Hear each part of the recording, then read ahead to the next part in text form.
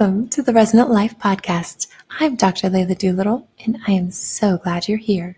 This podcast is a journey into the heart of functional health, where we will explore how to create a life filled with optimal wellness, vitality, and resonance.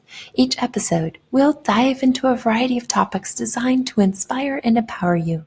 From practical health strategies to insightful conversations with experts, our goal is to provide you with the tools and knowledge you need to live a life unburdened by health limitations.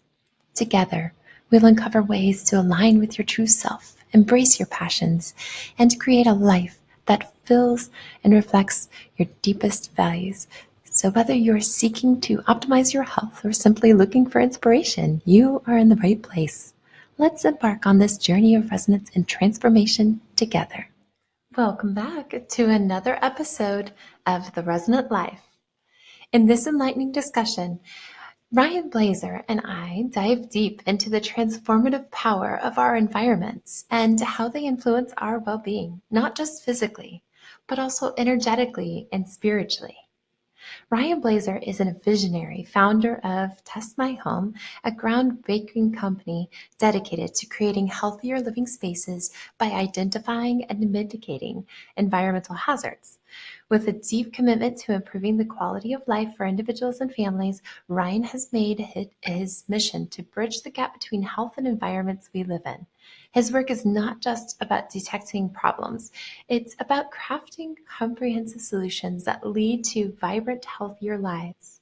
Ryan's journey into environmental testing began with a passion for understanding the unseen factors that impact our health. As an expert in building biology and environmental science, he has transformed countless homes and workspaces into sanctuaries of wellness. His holistic approach goes beyond standard inspections, encompassing everything from air quality to electromagnetic fields to mold and chemical exposure. Through Test My Home, Ryan is empowering people to take control of their environments, ultimately leading to improved health outcomes and enhanced well-being. With every consultation and test, Ryan is not just changing homes, he is changing lives. His dedication to educating the public about the importance of healthy living environments is inspiring a global movement towards cleaner, safer, and healthier homes. Ryan Blaser is not just testing homes, he's setting new standards for what it means to live well, proving that when we transform our environment, we transform our lives. Our conversation today in this episode explores the profound connection between the spaces we inhabit and our inner states, revealing how our homes can either hinder or enhance our health, harmony, and happiness. Creating resonant homes, spaces filled with harmonic frequencies, can amplify true health, vitality, and peace. By being mindful of the frequencies and energies that we as beings hold and resonate with, we unlock the potential to craft living spaces that support and nurture our highest selves. This conversation is a call to awaken our inner knowing, to recognize the power we have in shaping our environments, and in turn, our lives. Listeners will be inspired to not only gain knowledge about the importance of creating healthier, more harmonious spaces, but also to take meaningful action towards cultivating environments that reflect and amplify their truest, most vibrant selves. Through the journey of understanding and transformation, we discover that our homes can be sanctuaries that elevate our well-being, enhance our life's purpose, and resonate with the frequencies of love, peace, and optimal health. Start off by telling me who you are and what you do. I'm Dr. Leila Doolittle. I am a specialist in functional medicine, functional neurology, bioresonance, frequency therapies. Very cool. So, a lot of my followers and clients are really concerned with EMF, and I just heard you in another interview give a really good explanation about what EMF does for the body. I'm a electrical engineer, so I always think of things in circuitry, and so when people ask me that, I say, our brain works like a circuit, and we have these electrons that are firing, and we have our own electrical frequencies, Right.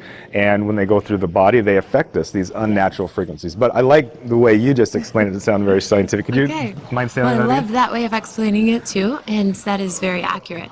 Well, I think of frequencies whenever we have any type of frequency that's coming into the body, it's either in a state of resonance or dysresonance, and it can create a lack of the harmony that our system needs to be able to be in congruence with that, in coherence.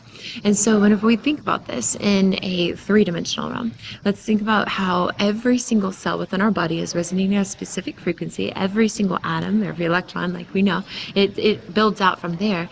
Well, whenever we create this dysresonance, that's whenever every function in the body unravels. So in the brain, we see this as neurotransmitter compromise because the communication signals aren't able to get produced as much as they were. And whenever we see this in every single cell that is supposed to be protecting us against toxins, then we see that they're denatured. So the liver now is more compromised and not able to keep up with environmental toxins. Our immune system isn't able to propagate into all the differentiated types of immune cells to protect us against biotoxins, the mold toxicity, the parasites, the bacteria imbalances, and fungi. And it's so important that we are able to create that resonance. So EMFs coming into our body, it is information coming in, and it bombards our cells with this dysresonance frequency. So what we see in the brain, for example, are these microtubules that are resonating at this beautiful little frequency, this sinusoidal wave frequency that is supposed to emit this type of harmony within the brain to create those electrical signals. And those electrical signals are what is communicating between the neurons in this very rapid fire, much quicker than any type of communication from neurotransmitters could emit.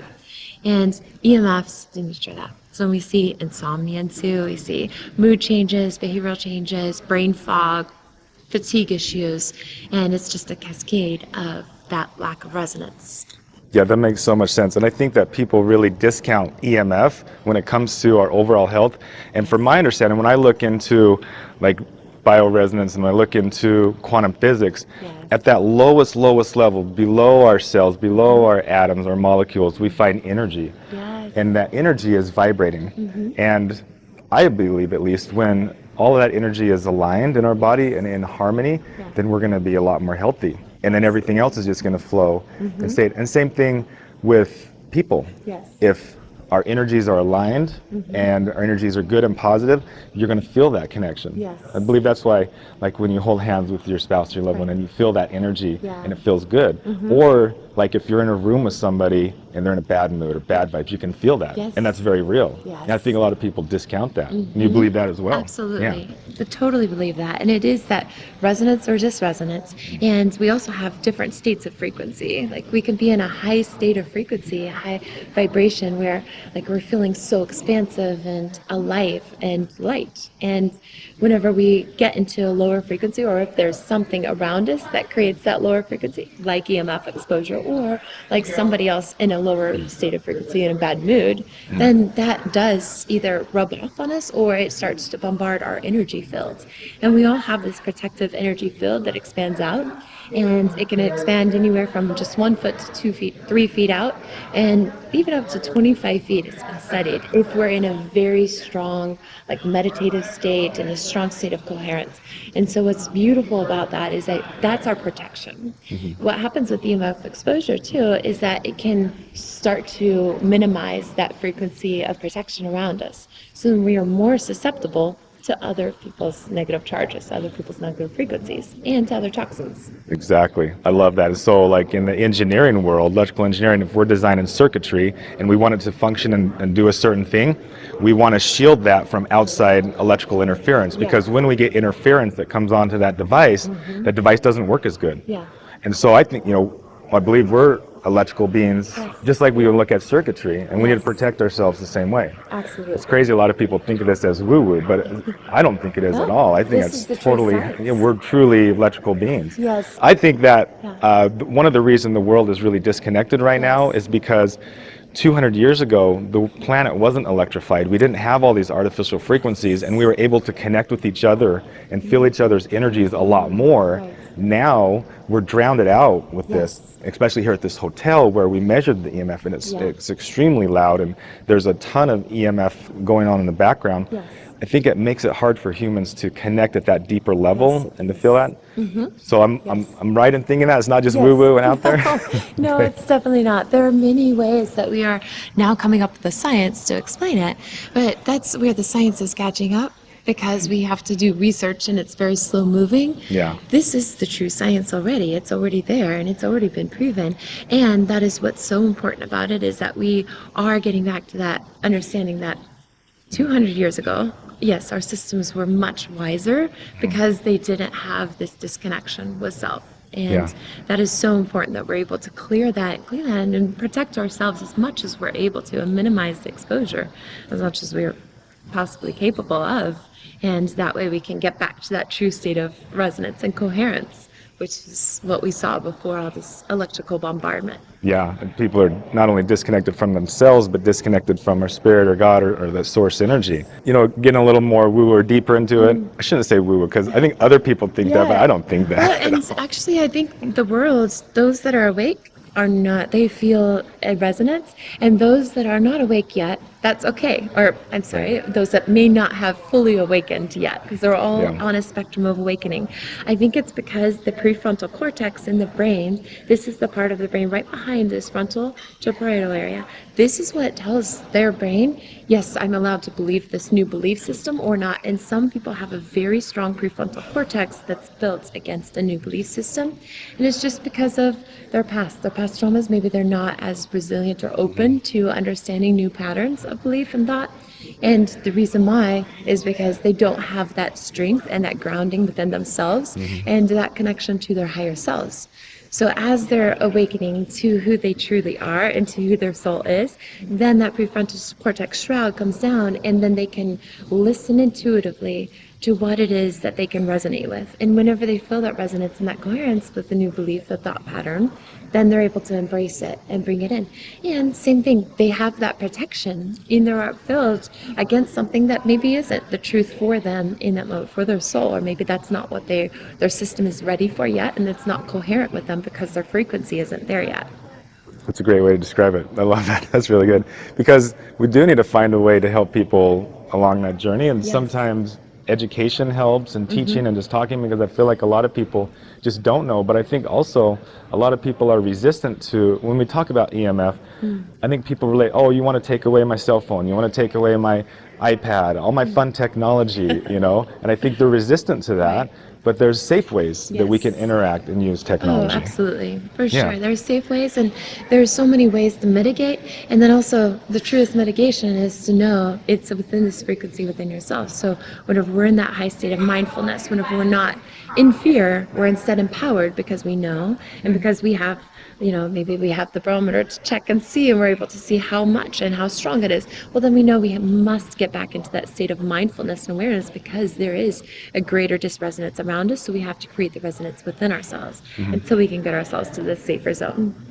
So I always thought maybe there might be some more energies that we can't really measure. So as an engineer, I'm always like all nerdy with the tech science part of it. I want to measure, and there's a lot of energies we can, magnetic, electric, radio frequency, radiation, you know, there's a lot of things we can measure, but there's still, I believe, energies out there that we can't measure. And some of the things that we allude to with quantum physics, like quantum entanglement, how you said that, you know, our energies can extend out 25 feet sometimes. When we look at quantum entanglement, that sometimes can go much further. We could be across the universe, and I can make a change, and if I'm quantum entangled with somebody else, they can feel that change. Yes. What do you think those energies could possibly be? Other energies, we can definitely get existential. This is a deep one, I know. This is a deep one. No, it's great. This is what I'm so passionate about, because I think it is the true foundation to everything at the core of who we actually are. I think that there's that spiritual aspect that happens where there's negative frequencies or positive frequencies, and that's one way to create the polarization between the two, but there's also a lot in between, in like a spectrum almost. And those frequencies are like charges where as long as we're maintaining our highest state, then we can feel that intuition, and the intuition is just really down to a resonance. Like we feel the coherence or we don't feel the coherence, and then we're able to create that change in our charge to where we're able to protect ourselves against those frequencies. So if there are negative frequencies on a spiritual level, well, that can be like dispelled away from us and we can protect ourselves against that.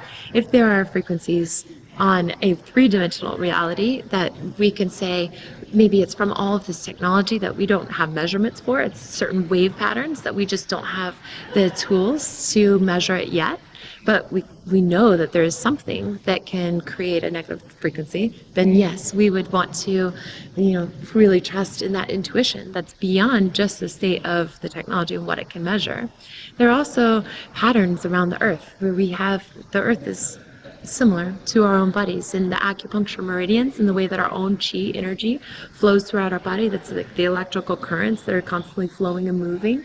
And the earth has these patterns of electrical currencies. And there are vortexes, just like our acupuncture points at specific junctions around the earth. And those are vortexes where you can have either huge positive vortex charges and anchors, or you can have some negative frequencies. And so there are actually frequencies that can happen in buildings, and it's almost like we have to do acupuncture for the earth through like a type of energy therapy.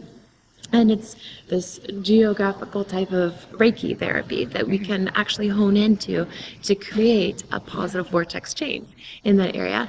And so a lot of people don't realize that, yes, sick building syndrome from mold is one thing. Could be sick building syndrome from actually the earth having this negative vortex that we've got. And then add to that this extra layer. If we have EMF frequencies that are then creating negative charges on top of it, no one's going to feel safe or healthy in that environment. So you have to think about all of those different levels, and it just cascades out from there. There's so many more. This is so fascinating. It reminds me, I was talking to a guy here that does studies the microbiome in the body, and he was doing a similar comparison to our body to the earth and saying, us as humans are almost like the microbiome of our planet, and the way we interact with each other and interact with our planet. Some humans destroy, some humans are good. Yes. We have the microbiome inside of us that is doing the same thing. And so I think there's a lot of similarities, and especially in size scale as well.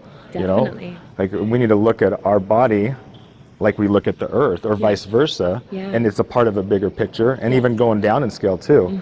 I think we look at this size scale and think that's all there is, but there's so much more at a higher level and at a lower level, and it all works together, and it all needs to be in harmony because it all has vibrations. Yes, 100%. Do you think that our consciousness resides inside of our brain, or do you think it resides somewhere else bigger outside?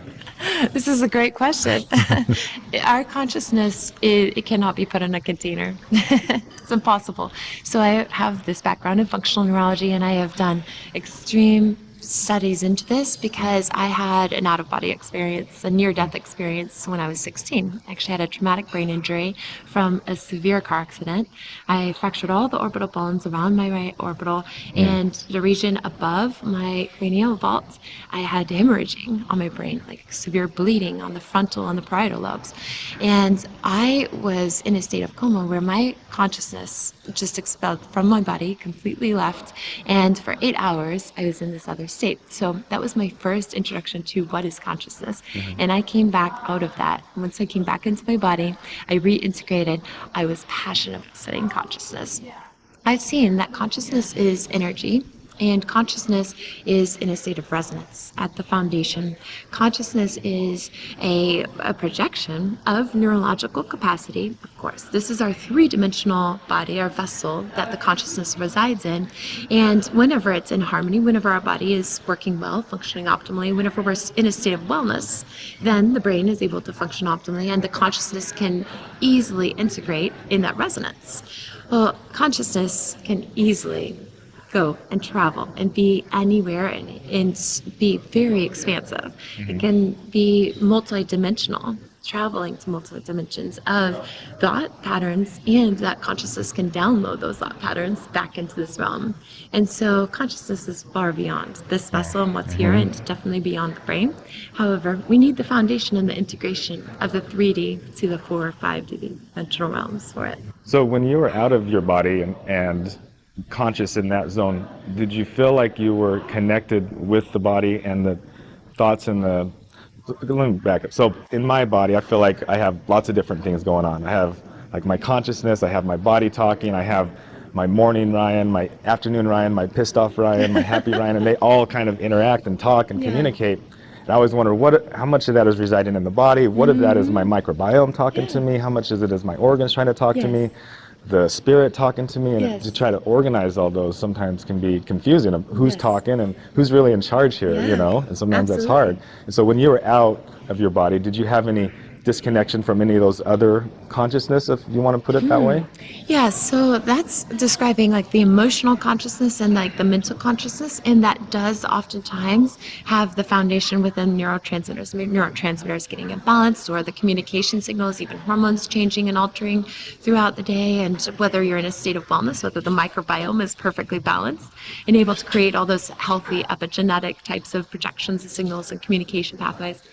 But really, your consciousness itself is in a pure light state all the time. And your consciousness either resonates or it doesn't resonate in the way that it should be resonating. And that's whenever we feel that lack of coherence.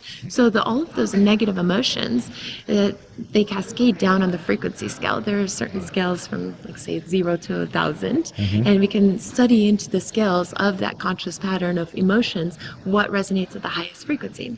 When you go down below like 200, which is just the level of love, that's where those frequencies, those emotions are negative dissonance.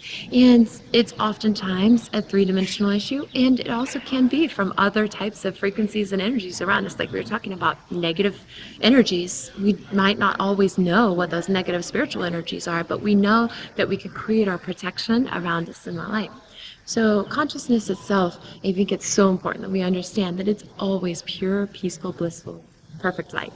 And for me, whenever I was in that existential experience out of my body after that traumatic brain injury, I did feel that I was in a peaceful, blissful state. It was near death, as people think of that pure bliss where they wanted to stay there. I definitely felt that.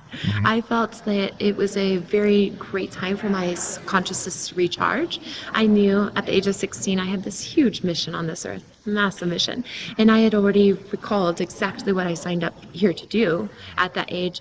And so it was very easy for me to make sure that I held myself before the shroud and didn't cross over, because that's where we each have a choice when we're in a near-death experience. So we cross over and go ahead and go into that other realm and then restart it again as we go in the conscious patterns of evolution. Or do we come back? And I stayed near my body to make sure that everything was okay, and I was able to feel and see and experience everything in a peaceful, blissful state. But that's where I know, without a shadow of a doubt, our consciousness is always pure. Your consciousness is always pure. It's whatever is resonating or disresonating. Do you believe, or do you think that, at least I think that energy needs to be in balance, positive, negative, yin and yang, light and dark? I believe that's kind of the foundation of our universal beliefs. The energies that you talk about that can be negative as well as positive, do you believe that we ever can get to a point where we no longer have to deal with the negative energies and we can only have the positive energies in our body? Or do you think that that's always going to be there to have balance and to have contrast, and we just learn how to live with the negative energies? Oh, that's a great question. And I do think that it's important that we see that there is a polarity and there's always a state of us growing and expanding. And I think that we gain a stronger protection around us because we're creating this state of perfect optimal resonance within ourselves, and we stay in that space as much as we are capable of. We are living in a toxic world, a toxic environment. Three-dimensional toxins are constantly adding to our toxic burden bucket. We have so many different biotoxins that are living within us and always trying to overgrow, and our immune system has to continue keeping that suppression. And we always will need to dispel out the negative frequencies from around us too. But we know that our systems are going to consciously be getting in a healthier growth pattern of abundance of that light, love, peace, joy, happiness, bliss, and perfect state of function. And that's where, hopefully, as we're evolving in this own life, in this lifetime, and in our conscious awareness, in our conscious state, then we just have more resilience. So resilience against all of those toxins. We have a healthier function, a healthier state of protection within our immune systems, within our functions of our communication signals. And that's how our body is able to maintain that and to keep us in that optimal state more and more. What's the possibility you think we might be living in a simulation? It's very possible. Very And I possible. think that if we signed up for it anyway, because we want to go ahead and get courageously jump in and to trust and know that we are capable as light beings of conquering. We're capable of overcoming. We're capable of creating this resilience. And then we prove to ourselves with so much self-love and self-respect that we are able to do that in this kind of realm, in this kind of pattern where maybe there are so many things that are bombarding us and just creating a stronger being within us. But whenever we come out on the other side and we see and we look back and we know that it's an assimilation, then we say, wow, you know what? I did it. I did it. And I grew much further than I thought I was capable of.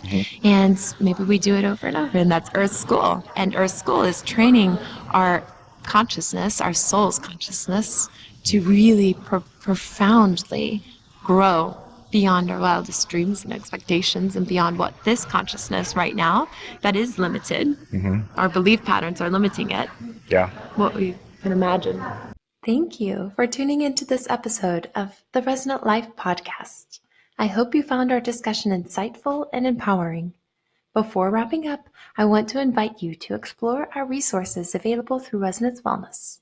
Visit our website to access a wealth of free content, including downloadable guides, insightful articles, and practical tools designed to support your health journey.